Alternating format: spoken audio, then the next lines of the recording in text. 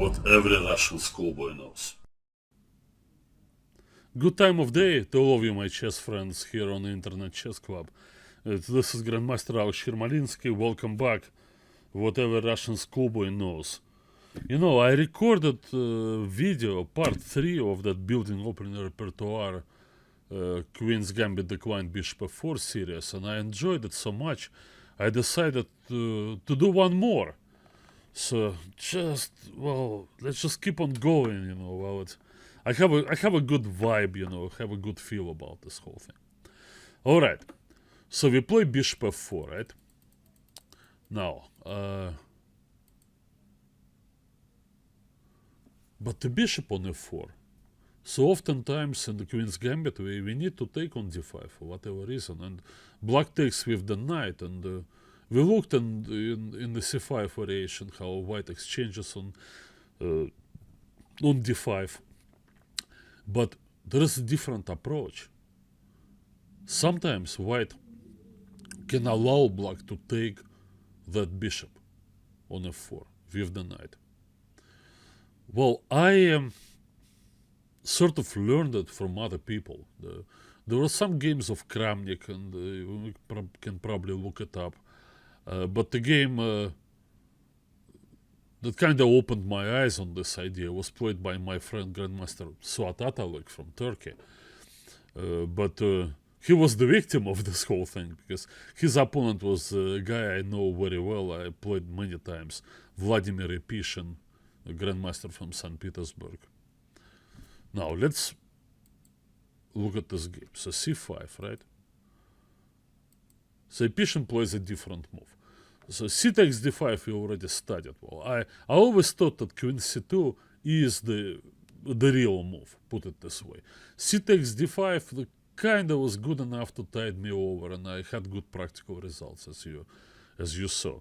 But the real work has to be done on queen c2, as of course Kasparov played years ago. The idea is to put the rook on d1, or maybe castle or rook d1, and pressure against d5.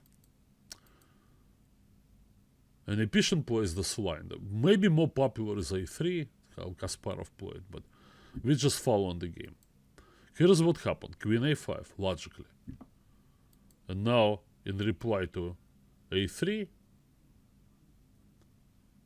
Suat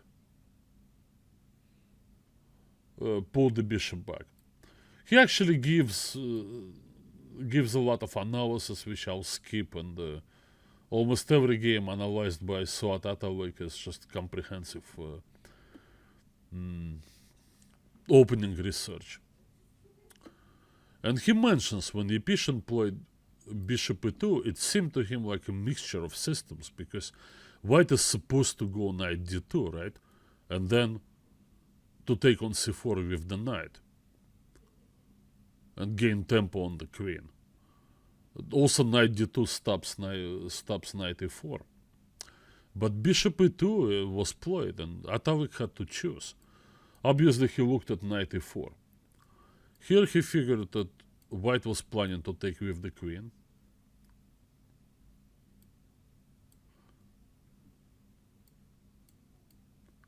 And now the game will reach this endgame. Interesting transition. It goes a little bit outside of the scope of our today's talk, but nonetheless, I have to mention this, because White, who doesn't have a much of pawn structure to be happy about, well, he boasts, you know, some great activity of his pieces. Even the rook on d5 looks pretty active. With that many pieces on the board, these two pawns, they may be considered a weakness rather than strength. On this, e takes. No, Black still has to solve some development problems and the d pawn. Okay, anyway, so Atalek analyzes this. So he didn't like it that much, then. That's why he made a different choice. So he took on